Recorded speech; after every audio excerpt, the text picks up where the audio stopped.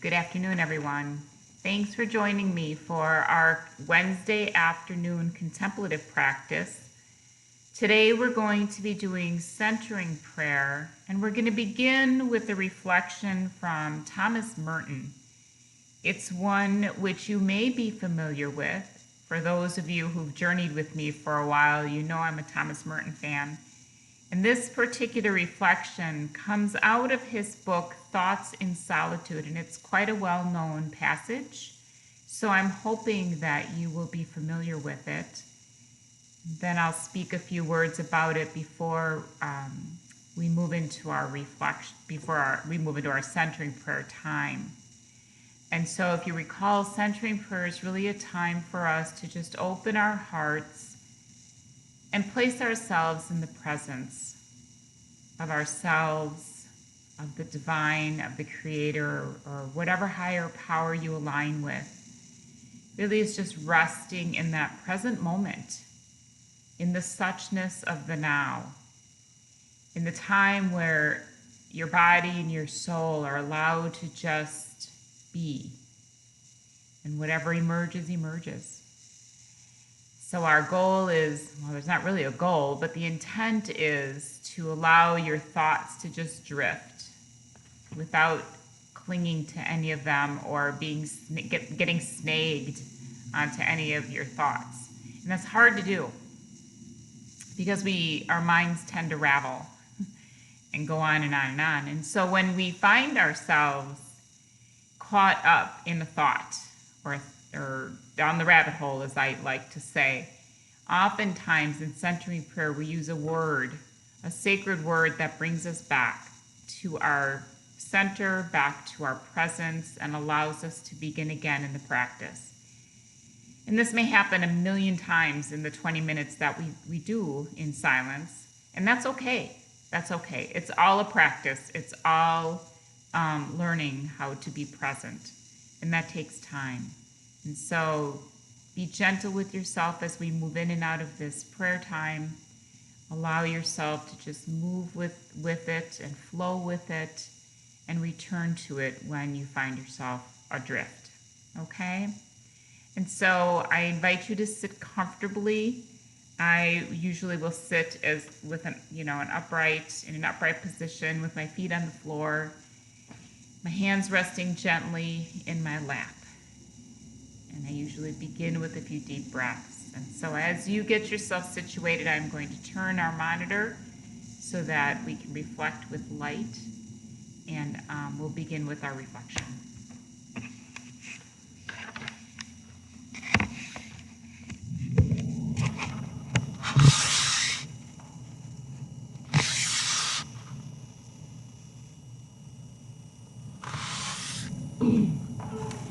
So as I said, we're going to begin our time today with some words from Thomas Merton. I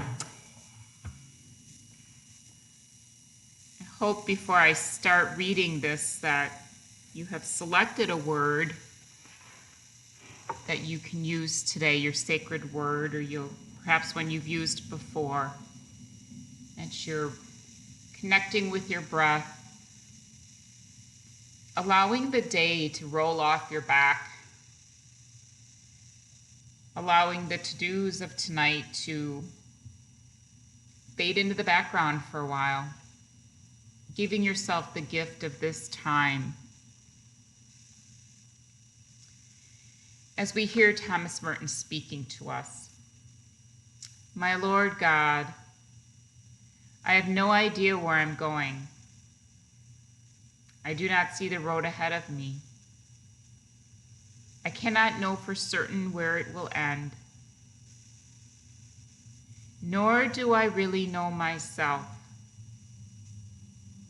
And the fact that I think I am following your will does not mean that I'm actually doing so.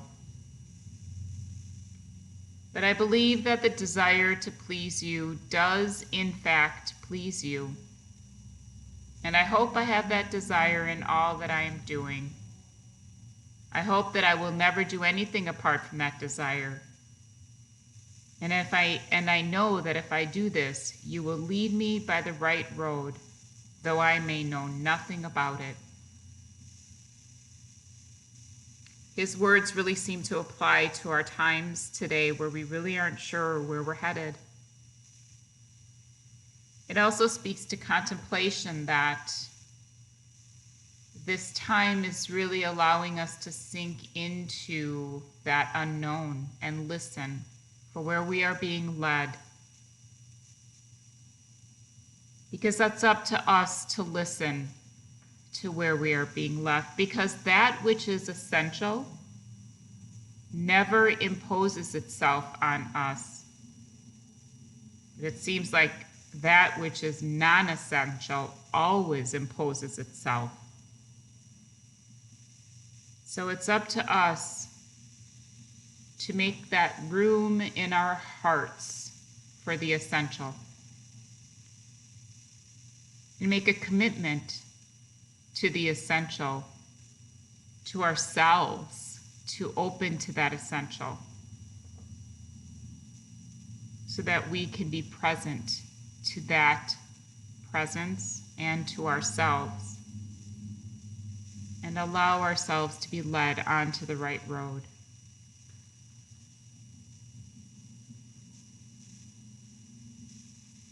So I invite you to open your hearts. Open your hearts and rest in that awareness of the essential.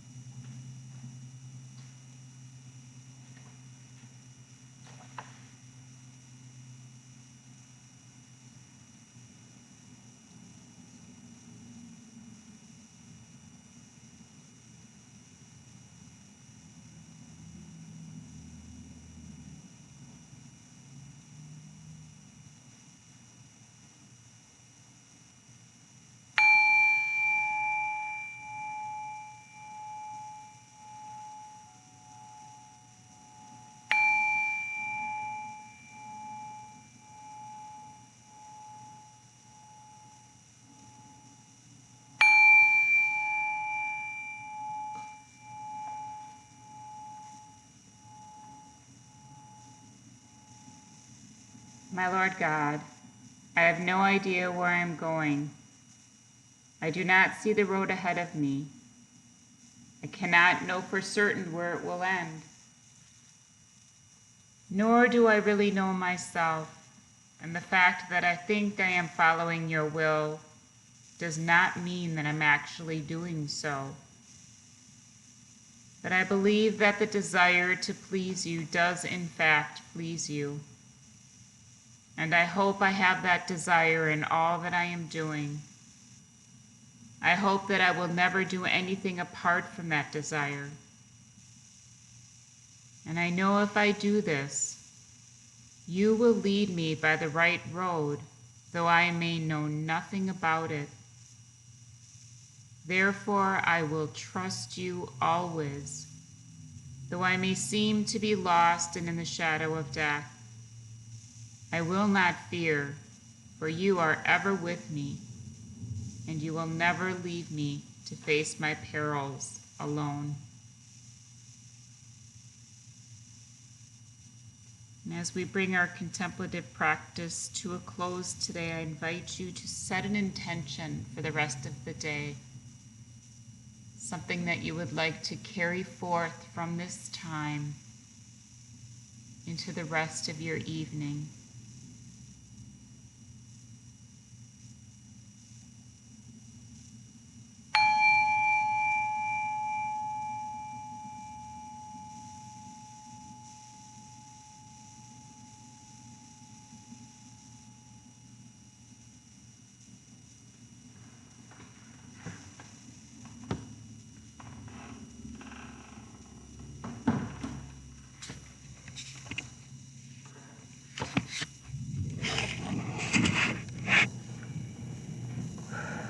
Thank you. That was really wonderful. I really appreciate connecting with you in this way. Many, many blessings on the rest of your day and the rest of your evening. I hope you will join me tomorrow at noon for a service. Our next contemplative practice will be at 4 on Friday, where we will continue our reflections with Teresa of Avila, and we will enter into the first room in her interior castle and allow ourselves to be led by her. I hope you'll join me. But in the meantime, may the rest of your day be filled with peace. Namaste.